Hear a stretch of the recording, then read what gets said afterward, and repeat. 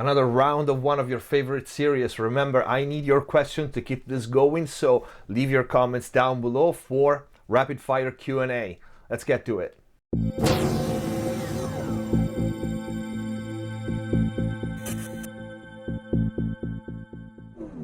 Hello everyone, welcome back to MixbusTv. Hope you're having a great day. Before we start, info box down below for my mixing courses on ProMix Academy and free plugins, special discounts and offers. Also, if our videos are helping you, you wanna support the channel, click the join button down here. See all the perks of becoming a member. Alan Silva, what's your best tip to mix layered vocals? I like to create vocal harmonies using 4 or more layers of vocals using panning and reverbs. Sometimes I have phase issues. Why you have phase issues? You have phase issues with vocals only if you copy the vocal. You don't copy vocals, you re-sing it. So if you create harmonies with plugins, they can work well, but they can't be the bulk of your vocal stack layered. How do you mix layered vocal? First of all, you record the right parts. So you have, for example, just to give you an idea, I usually ask for 2 leads as close as possible, as identical as possible. If I will use the second all the time or only sometimes, that's up to me. Then I want a couple of doubles. Then I will want some harmonies and different from verse and from chorus. Then I might want more harmonies like a 5th, 7th, an octave lower, all stereo, or maybe sometimes a gang vocal.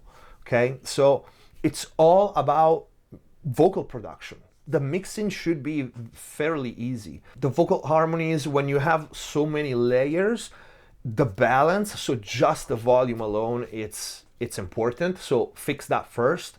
One other thing, when you start stacking vocals, especially if recorded by the same person or with the same mic, is don't be afraid of cutting abruptly the frequencies on the non-lead vocals that are building up.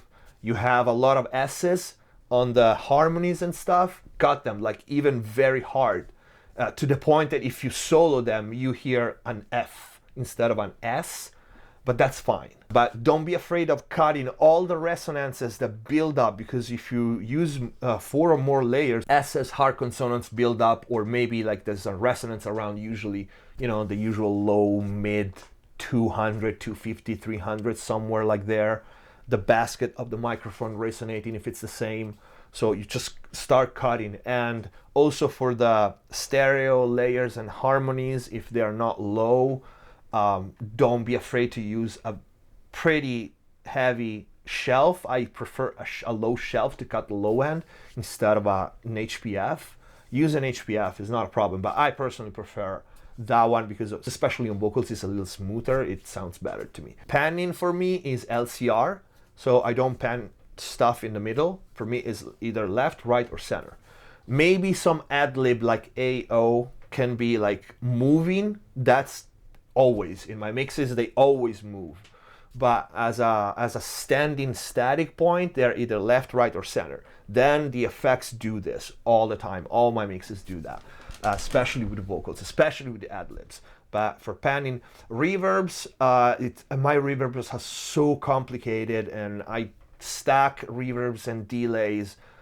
Some of the tutorials I have show that my reverbs and my ambience for the vocals are very complicated, so that's just my way. I wouldn't, unless you listen to my mixes and you want to reproduce that, that's not a general rule. I'm strange with reverbs and delay. I stack a lot of them to have a result that you can barely hear.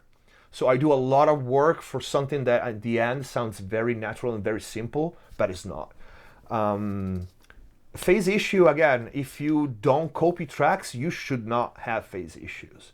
If you have phase issues, maybe because you're using like too short delays, could be a thing. And if you parallel vocals and you start EQing the parallel vocals, then you could have phase issue. Otherwise, I don't see how.